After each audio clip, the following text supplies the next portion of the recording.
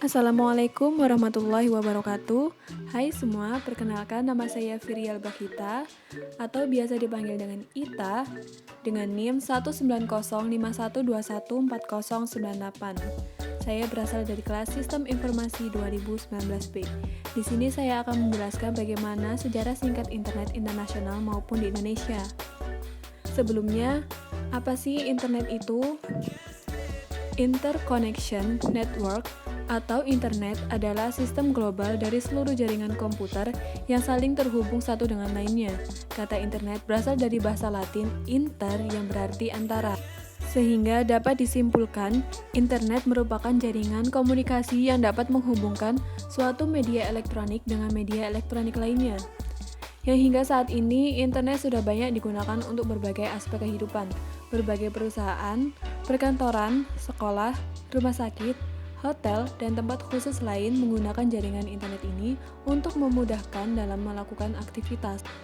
Namun, kalian juga harus mengetahui sejarah singkat internet dunia hingga dapat dinikmati sampai saat ini. Berikut adalah sejarah internet internasional.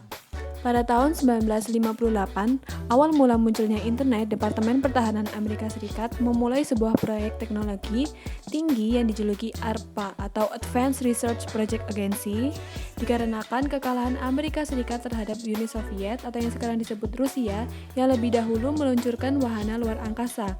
ARPA ini bertujuan untuk meningkatkan ilmu pengetahuan dan teknologi negara dan salah satu sasarannya adalah untuk meningkatkan ilmu pengetahuan dalam bidang teknologi komputer. Kemudian pada tahun 1969, Departemen Pertahanan dari Amerika Serikat lewat ARPA merintis suatu sistem jaringan bernama ARPANET. Sejarah singkat internet diawali dengan pembangunan proyek ARPANET yang awalnya hanya untuk keperluan militer. Pada saat itu, Departemen Pertahanan Amerika Serikat membuat sistem jaringan untuk komputer dan disebarkan dengan cara menghubungkan komputer di berbagai daerah yang rentan atau kritis. Adanya jaringan tersebut bertujuan untuk mengatasi masalah jika terjadi serangan atau gangguan nuklir dari lawan. Kemudian tahun 1980-an, barulah internet mulai dipakai oleh kalangan terbatas dan menjalankan fungsinya dengan menghubungkan berbagai kampus atau universitas yang populer di Amerika Serikat sendiri, contohnya seperti Stanford University. Lalu, tahun 1982, internet dikembangkan dengan TCP dan IP yang digunakan sebagai protokol. Transmission Control Protocol atau TCP merupakan protokol untuk pertukaran paket yang dapat digunakan untuk pengguna yang ada di seluruh dunia. Dalam internet juga terdapat istilah internet working yang merupakan cara untuk menghubungkan rangkaian internet dan menerapkan aturan yang sudah ada. Semua yang mengakses internet tidak perlu mengakses ARPANET lagi. Sehingga pada tahun 1984 mulai dikenal sistem nama domain yang dikenal dengan DNS. Domain Name System tersebut berfungsi untuk menyamakan sistem nama alamat pada jaringan komputer atau internet. Selanjutnya, tahun 1986 dibangun National Science Foundation Network atau NSFNet dan mulai menggantikan peran ARPANET sebagai jaringan riset di Amerika Serikat. Hingga akhirnya pada tahun 1990 ARPANET dibubarkan. Akan tetapi internet tetap terus berkembang sampai sekarang. 1 tahun kemudian, tepatnya pada tahun 1991, Tim Berners-Lee, seorang programmer asal Swiss, mengenalkan konsepnya yang dinamakan dengan The World Wide Web atau WWW. Konsep ini mengenalkan bahwa internet bukan hanya tempat untuk saling berkirim informasi satu sama lain di tempat yang jauh. Berners-Lee berpendapat bahwa internet dapat digunakan sebagai suatu jaringan informasi besar di mana seluruh manusia di internet dapat mengaksesnya. Temuan tim Berners-Lee ini berkontribusi besar dalam sejarah perkembangan internet hingga bisa sebesar sekarang ini. Nah, yaitu tadi adalah sejarah singkat mengenai internet di internasional. Selanjutnya, saya akan menjelaskan sejarah internet masuk di Indonesia. Internet masuk ke Indonesia di awal-awal tahun 1990 dan saat itu merupakan barang import yang terbilang mahal dan hanya dapat dinikmati oleh kaum elit saja. Saat itu, internet bersifat terbatas dan tidak memiliki dampak sosial yang besar bagi Indonesia. Sebenarnya, koneksi internet pertama kali di Indonesia dilakukan oleh Joseph Luhukai pada tahun 1983. Saat itu, Luhukai mengembangkan Uinet yang bertujuan selayaknya internet saat itu, yakni bertukar informasi antar peneliti. Luhukai berhasil menghubungkan Uinet dengan jaringan internet global pertama kali pada tahun 1984. Di luar kalangan akademis, tokoh yang berpengaruh dalam masuknya internet di Indonesia adalah Ono W. Purbo.